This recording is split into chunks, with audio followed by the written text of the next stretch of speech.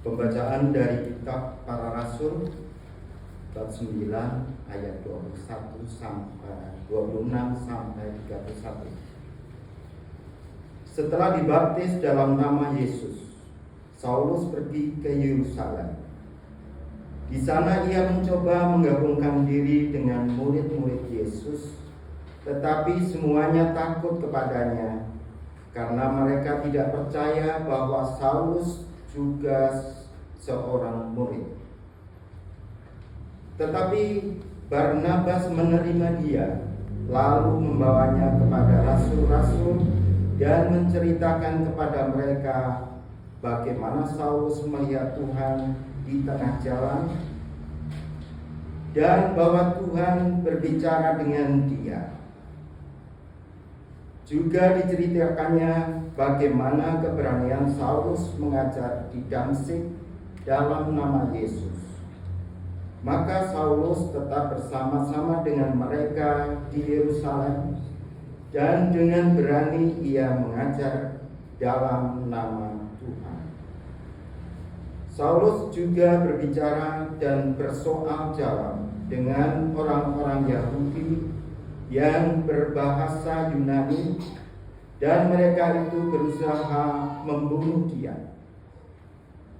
Akan tetapi setelah hal itu diketahui oleh saudara-saudara anggota jemaat, mereka membawa Saulus ke Kaisarea dan dari situ membantu dia ke Tarsus. Selama beberapa waktu jemaat di seluruh Yudea, Galilea, dan Samaria berada dalam keadaan damai. Jemaat itu dibangun dan hidup dalam takut akan Tuhan. Jumlahnya semakin bertambah besar oleh pertolongan Tuhan, penghiburan Roh Kudus. Demikianlah sabda Tuhan. Syukur kepada Allah.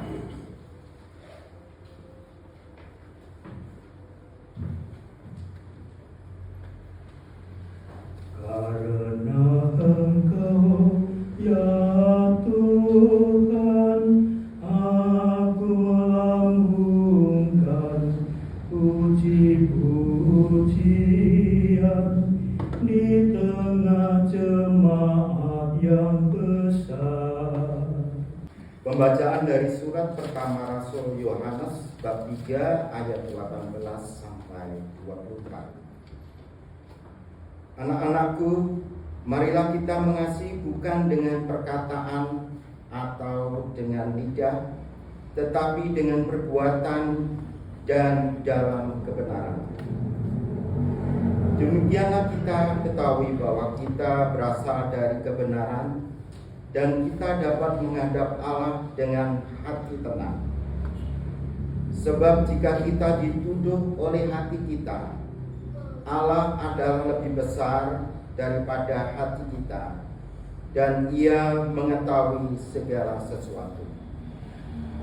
Saudara-saudaraku yang terkasih, jikalau hati kita tidak menuduh kita, maka kita mempunyai keberanian penuh iman untuk mendekati Allah. Dan apa saja yang kita minta dari Allah, kita peroleh daripadanya, karena kita menuruti segala perintahnya dan berbuat apa yang berkenan kepadanya. Dan inilah perintah Allah itu, yakni supaya kita percaya akan nama Yesus Kristus anaknya, dan supaya kita saling mengasihi sesuai dengan perintahnya yang diberikan Kristus kepada kita. Barang siapa menuruti segala perintahnya, ia diam di dalam Allah, dan Allah di dalam dia. Dan beginilah kita ketahui bahwa Allah ada di dalam kita, yaitu dalam Roh yang telah Ia kurniakan kepada kita. Demikianlah sabda Tuhan. Syukur kepada Allah.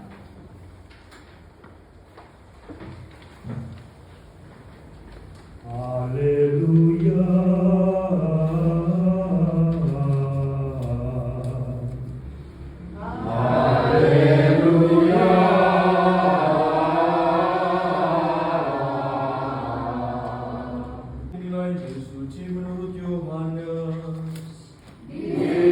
Muliakanlah Tuhan. Dalam amanat perpisahannya, Yesus berkata kepada murid-muridnya, "Akulah pokok anggur yang benar, dan Bapakulah pengusahanya. Setiap ranting padaku yang tidak berbuah dipotongnya, dan setiap ranting yang berbuah dibersihkannya, supaya berbuah lebih banyak. Kamu memang sudah bersih karena firman yang telah kukatakan kepadamu. Tinggallah di dalam aku dan aku di dalam kamu. Sama seperti ranting tidak dapat berbuah dari dirinya sendiri, kalau ia tidak tinggal pada pokok anggur. Demikian juga kamu tidak berbuah jikalau kamu tidak tinggal di dalam aku. Akulah pokok anggur dan kamulah ranting-rantingnya. Barang siapa tinggal di dalam aku dan aku di dalam dia, ia berbuah banyak, sebab di luar aku kamu tidak dapat berbuat apa-apa. Barang siapa tidak tinggal di dalam aku, ia dibuang keluar seperti ranting yang menjadi kering, kemudian dikumpulkan orang dan dicampakkan ke dalam api lalu dibakar. Jikalau kamu tinggal di dalam aku dan firman-Ku tinggal di dalam kamu, mintalah apa saja yang kamu kehendaki dan kamu akan menerimanya. Dalam hal inilah Bapa-Ku dipermuliakan, yaitu jika kamu berbuah banyak, dan dengan demikian kamu adalah murid-murid-Ku." Demikianlah sabda Tuhan. Terpujilah Kristus. Bagi para biarawan dan biarawati, semoga persatuan dan pengabdian para biarawan biarawati dengan Tuhan serta sesama semakin menyuburkan gereja dengan buah-buah kasih. Marilah kita mohon.